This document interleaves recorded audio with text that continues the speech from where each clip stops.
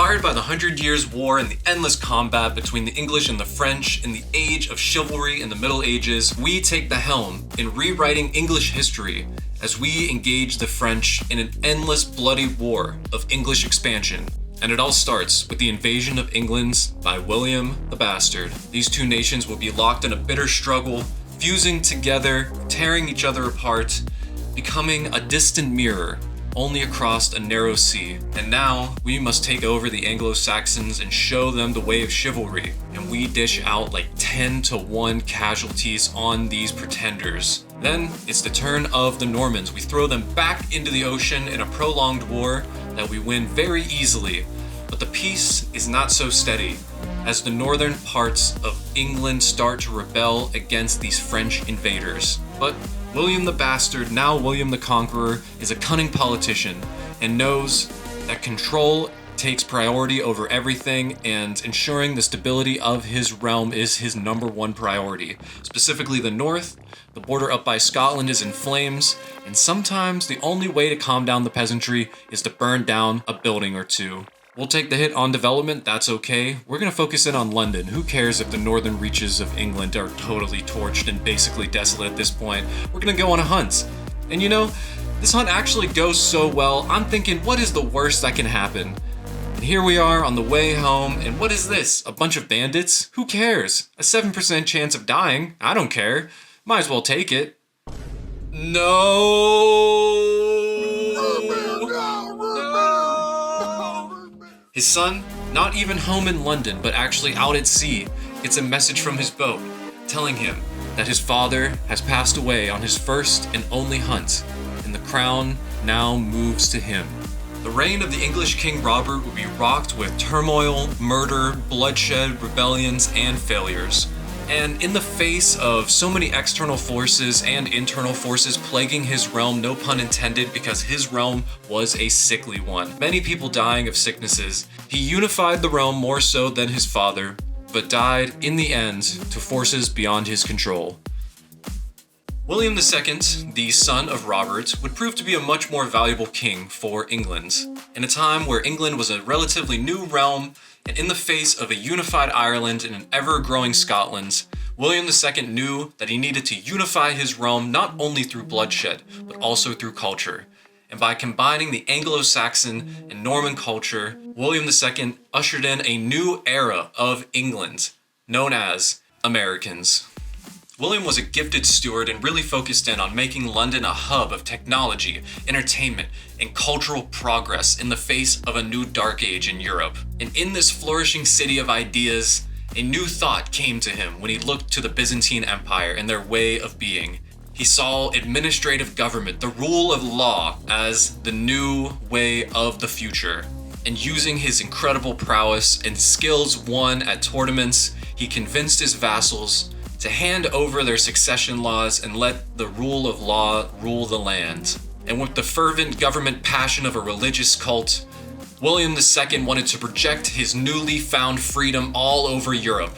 All of the lost wars of the past by his father and his grandfather would all be avenged by William II. Some vassals had claims on France, some in the Holy Roman Empire in the heartlands of Germany. They all felt the power of the French cavalry now combined with the power of the English longbow, an unstoppable military combination cooked up by William II himself. This unstoppable force of men rolled into the plains of France, over the marshes of Ireland, and were undefeated in every war they engaged in. But unknown to William II, his prowess and conquest could not save him from the march of time, and died unexpectedly after ruling for nearly 20 years. And with the death of such a wonderful king, who could possibly fill these footprints? Well, it just so happened that at this time, William III becomes perhaps the greatest king not only in English history, but perhaps in the whole of European medieval history completely. There was a change in the world. There was a change happening in England. It was becoming something else, something new and much more powerful, much more modern, different than the rest of the world. And because of this, William III saw it upon himself to take about his realm differently than his predecessors. Whereas his father, William II, and his grandfather, Robert, would pick away at France and Ireland, taking one county, maybe two counties at a time, William III wanted to get back to the roots of William I, his great-great-grandfather, the conqueror himself, and he decided to start eating entire nations. No more were the days of squabbling between the English and the French, little border wars, scrimmages. The people of England and France had fought long enough to become almost indistinguishable from one another. The families intertwined, the claims intertwined. It was far, far too easy for William III to line up his armies on the French border and simply move in.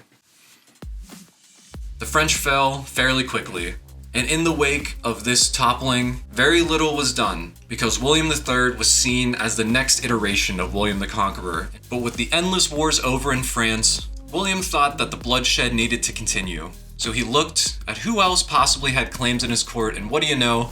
Somebody had a claim on Norway.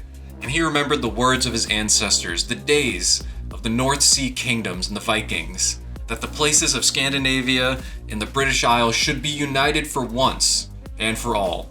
And much like the French, the Norwegians had no defense against the French cavalry, the heavy horsemen, and the newly introduced English longbow. Their forces simply melted under the crushing weight of superior force, and Norway fell within a couple of years, uniting three great kingdoms in Europe under one throne. And in the wake of so much change and upheaval, cultural upheaval, William III knew that a new age needed a new empire. And thus, the Iron Empire, the unification of these three kingdoms, was born. Meanwhile, industry in London was growing, windmills started to pop up across the countryside, but amongst all the intellectual book reading and political philosophizing, William III found himself longing for the battlefield once again, and looked longingly to the north, to the land that had won more battles against his ancestors than all others combined. The lands that all those years ago the Romans found so hard to conquer, the land that had caused so many problems over so many ages. He looked at finally ending that problem once and for all. Again, the English people came to the call and rallied up to the north, and the Kingdom of Scotland integrated itself into the Empire of Iron with very few resistors in the crowd. With Scotland now under the rule of the Iron Kingdom, Ireland fell soon after, attacked by the sub-vassals of a great empire. They integrated silently into the great growing blob.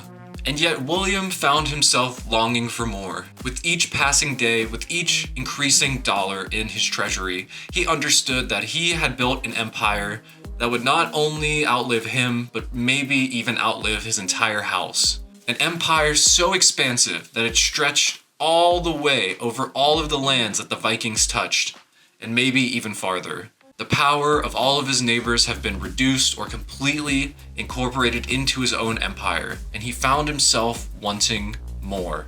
He found himself looking for the opportunity to spread this power, to expand this power to realms never heard or seen by his own people. He found himself longing to go east, as far east as any human has ever been, and build a new name for himself.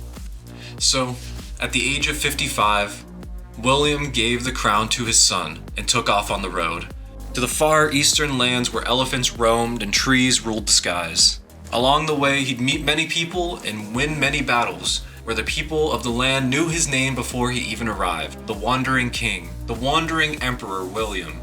Where will he settle down? Last he was seen, he moved through Constantinople, and after that, some believe he just kept going east. And even more recently, there have been rumors, or maybe even reports, that there's a Christian king in the east, one who rules over elephants and trees alike. A king who has completely changed the people he rules over and is bringing this brand new army back to Europe. And this king goes by the name of William IV.